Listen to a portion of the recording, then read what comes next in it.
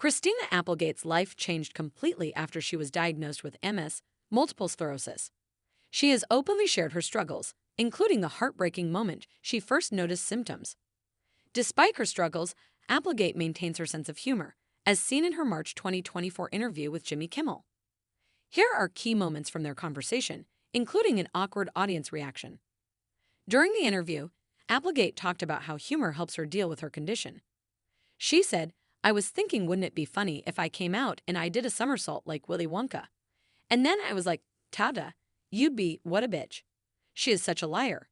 I'm not. I literally am disabled."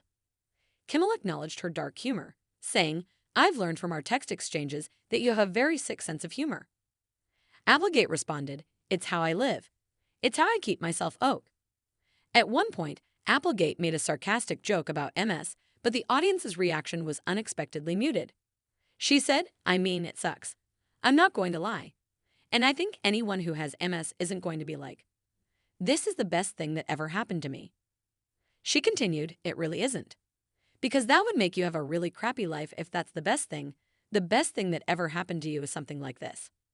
When the audience stayed silent, she told them, "That was a joke. You guys don't get me." Kimmel stepped in to defend the audience, saying it was probably shocking for them to see her in a different state and using a cane.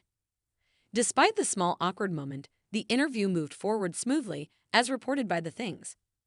In another interview with People magazine, Applegate opened up about how MS has affected her role as a mother. She shared that she can't be the same mom she used to be, and it has been difficult for both her and her daughter. She's had to see the loss of her mom, in the way that I was a mom with her, dancing with her every day, picking her up from school every day, working at her school, working in the library, being present out of the house, out of my bed. She doesn't see those things anymore. This is a loss for her as well, and we're both learning as we're going along. Not being able to help her daughter the way she used to is heartbreaking for her.